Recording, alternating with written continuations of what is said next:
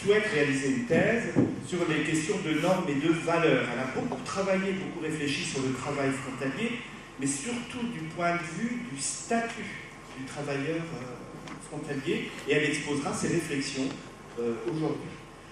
Juste à côté d'elle, sur sa gauche, Isabelle Pigeron-Pirotte, qui est chercheur à l'Université de Luxembourg, et qui a collaboré à... En fait, on a été les chevilles ouvrières de cet ouvrage que je vous ai présenté tout à l'heure sur le travail frontalier.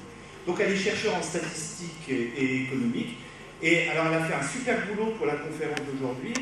Elle a isolé à partir d'une grosse base de données issue de la sécurité sociale à Luxembourg les travailleurs frontaliers de longue vie, et elle s'est intéressée à leur profil. Donc il y a des choses qui n'ont jamais été faites en ce qui concerne le bassin non libre sur le statut précis des travailleurs frontaliers. Qui sont-ils? Où travaillent-ils? Quel est le niveau de qualification? Et vous allez avoir vous livrer là aussi les principaux résultats. Alors ensuite, sur la droite de Monique, une figure que vous connaissez sans doute, Antoine Schneider, qui était enseignant d'ailleurs à l'IUT de Longwy. Il a dirigé le CET, Collège européen de technologie, entre 1991 et 2004. Alors le CET, son rôle, c'était une institution qui gérait les ressources en transfrontalier. Donc alors il n'a plus de recul, forcément, maintenant il est en retraite, et on a la chance, il va nous livrer un peu ses réflexions, avec le recul sur le rôle de ces institutions qui gèrent les ressources en transfrontalier. Tout au fond là-bas, Jean-Luc Deshaies, que vous connaissez aussi, il a animé plusieurs conférences. Alors il a réalisé, lui, plusieurs ouvrages, enfin un ouvrage en tant qu'auteur, et il a dirigé 2 ouvrages sur les questions de territoire et de développement territorial, avec, d'ailleurs, il a écrit pas mal de textes qui ont été publiés dans les notes de l'IES, Institut européen du salariat, des notes que vous trouverez également sur la table de présentation des ouvrages.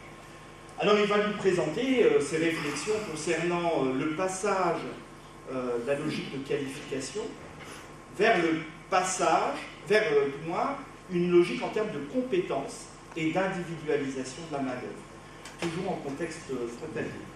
Alors je vais oublier personne sur ma droite, et puis, bien sûr, Laurent, j'ai voulu l'inviter aujourd'hui pour qu'il nous présente un peu. Je lui ai dit, écoute Laurent, viens, il ne voulait pas, il ne faisait pas, il me dit, écoute, non, après on va penser que je suis là pour prendre des livres, c'est pas ça mon but.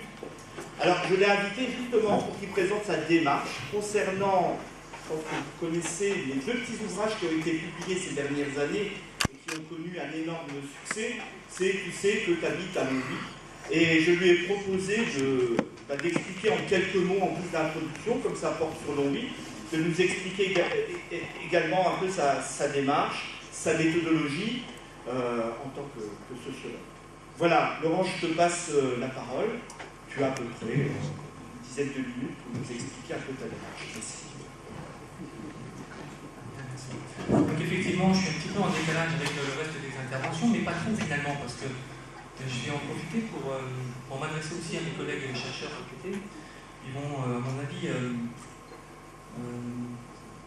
comprendre certains aspects de mon intervention, peut-être sont intéressés pour discuter avec moi de ma méthode. Mais en fait, c'est un petit peu trompeur de dire ma méthode parce que cette réalisation, ces 2 ouvrages qui s'intitulent donc Tu sais qualité à Longwy, elle s'est faite spontanément. Quoique, parfois on se demande s'il y a des hasards. J'ai fait un doctorat en sociologie, vous savez peut-être déjà, et dans ce doctorat-là, j'ai étudié la consommation culturelle à Longwy, notamment la consommation cinématographique, notre rapport au cinéma. Et j'avais appris avec mon directeur de thèse, de l'école de Metz, M. Jean-Marc Léderato, qu'en fait il fallait faire confiance et prendre au sérieux les déclarations des gens qu'on interrogeait et leurs explications, leur rapport à la consommation culturelle et au cinéma. C'est-à-dire ne pas plaquer a priori un discours sociologique que moi j'aurais appris à la fac pour les faire rentrer de force dans ces catégorisations-là. Par exemple, en sociologie, on a tendance à vouloir, si vous voulez, expliquer les comportements à partir des origines sociales ou parfois même culturelle, ethnique, etc., d'un individu.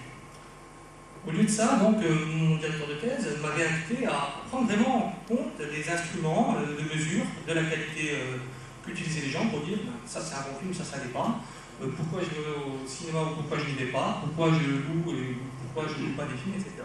Bref, il me semblait que déjà à l'époque, ma thèse était originale en cela, même s'il y avait d'autres travaux qui allaient dans le même sens. Et puis donc voilà, j'ai hérité un petit peu de ça, et dans le même temps, effectivement, j'ai créé un groupe sur Facebook avec mon frère, plutôt c'est même lui qui m'a incité à le créer, qui s'intitule « Tu sais que tu as habité à Longwy ici ». Alors, tu sais que c'est pas nous qui l'avons inventé, hein, c'est un réflexe, j'ai envie d'appeler ça un réflexe sociologique de la part des individus eux-mêmes, depuis qu'Internet existe pratiquement, ou depuis qu'on a des sites Internet et des blogs. Alors il y a des tu sais que sur à peu près tous les sujets du monde. Hein, et c'est souvent l'occasion de rire entre soi, hein, c'est-à-dire de discuter du rapport qu'on a à un objet. Alors ça peut être tu sais que tu n'es pas plus jeune ici, tu sais que tu habites ici, etc. Et d'échanger sur ces impressions-là avec d'autres.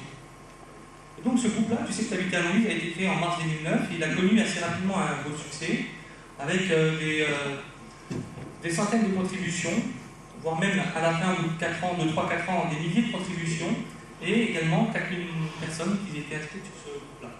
Donc c'est un groupe plutôt de taille importante, étant donné le bassin de Longwy, qui lui est comparativement à d'autres villes plutôt petites, et donc on voit que Longwy a un groupe très vivant, et je remercie encore ici, j'en profite pour remercier tous les contributeurs à ce groupe-là, y compris des gens qui m'ont aidé à faire ces livres.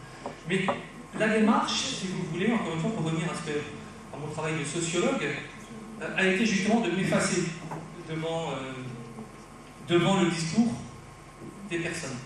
C'est-à-dire, je n'ai plaqué aucune catégorie, je n'ai mené aucune action sur l'objet de mon enquête. Et j'ai laissé faire.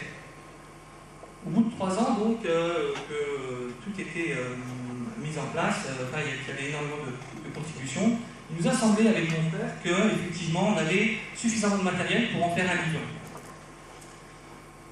Et même là, je me suis un petit peu interdit à plaquer, si vous voulez, ce que j'avais appris à la fac, à essayer de faire un discours sur le discours. Au contraire, j'ai laissé le discours complètement dépouillé, les citations quasiment telles quelles. Je les ai parfois reformulées pour donner une tournure plus agréable à la lecture, et je les ai disposées de manière assez agréable à lire, on va dire, avec quelques règles, c'est-à-dire pas mal d'illustrations, pas mal de photos, j'en remercie les contributeurs au groupe, mais également beaucoup d'humour, donc c'est ce qui fait aussi, à mon avis, le succès de ces livres-là. Et donc, on a réussi à faire le livre en 3 semaines, 3 semaines donc, pour un petit livre quand même, hein, c'est pas non plus, voilà, c'est pas bien épais de Tolstoy, mais quand même, 3 semaines, c'est assez court, et ça s'explique par le fait que j'avais déjà, moi, au préalable, un vieux réflexe de sociologue qui était de conserver quand même les meilleures citations au fur et à mesure, et de savoir quels étaient les points importants du regard des languedociens sur leur livre. Il faut savoir que cette publication, un ouvrage, est unique en France, à ma connaissance. J'ai cherché un petit peu, j'ai pas trouvé d'autres exemples, donc sur un tu sais que en ligne. Alors, on va pas s'arrêter là, hein. On en a fait un deuxième, puisque le premier a eu un gros succès. Le second aussi, on en est à 4000 exemplaires en tout, là, tome 1 et tome 2, en 1 an et demi à peine, ce qui est plutôt important, et surtout quand on n'est pas nombreux à gérer le truc, très difficile. Donc on l'a écrit en 3 semaines, ça a été très très stressant pour le sortir à temps pour Noël 2011 à l'époque. Moi, mon frère et ma copine, donc Laetitia Lebric, qui m'a aidé à finaliser ce livre au public. On a été dépassé par le succès. Et on va continuer d'ici à la rentrée à faire d'autres ouvrages dans le même style. Alors, on ne va pas non plus cacher la surprise, on vous laissera par la suite découvrir nos prochains ouvrages. Mais juste pour finir cette intervention, qui se voulait juste présentative de l'expérience, une expérience unique, conclure sur l'idée que finalement, ces livres-là nous offrent à voir des logobiciens qui parlent d'eux-mêmes. Et pour les sociologues, c'est un document, à mon avis, intéressant, mais c'est aussi une méthode intéressante pour les sociologues que d'observer les logobiciens faire de la sociologie. J'ai envie de dire que si tout le monde n'est pas sociologue, tout le monde, à un moment ou à un autre, fait de la sociologie. C'est-à-dire, tout le monde peut faire preuve de réflexivité sur un objet donné, en l'occurrence ici sur l'envie, sur la ville à laquelle on appartient, et tout le monde peut faire un travail de mémoire. Tout le monde peut faire un travail de mémoire, et ces livres-là, finalement, ils nous montrent la mémoire collective en train de se faire, autant qu'ils nous offrent une photographie, à un moment donné, de l'état d'esprit logobicien. Alors les historiens du futur pourront revoir ces livres-là avec intérêt. J'espère qu'ils capteront un peu l'humour qu'on a mis dedans. Alors vous voyez, il y a tout type de citations, tout type de rapport qu'on peut avoir à une ville, c'est-à-dire rapport aux gens. Il y a des gens célèbres. On a beaucoup cité Joe, le vendeur de marron de Longwy. Il y a des bâtiments célèbres. Il y a des habitudes célèbres. Il y a des comportements célèbres. Si à chaque fois que tu passes par le belvédère, tu te dis « il faudrait que je m'arrête ». Et finalement, on s'y arrête pas. Et puis il y a des souvenirs. Il y a des souvenirs des années 70. Là, c'est une photo de Daniel Brachetti qui prenait un ouvrier en train d'aller à l'usine.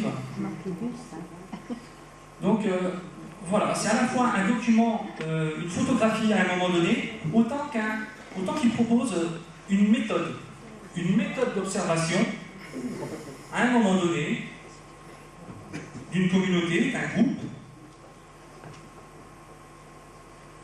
et de son rapport à un objet ou à un lieu, ici, Longwy. Je vous remercie.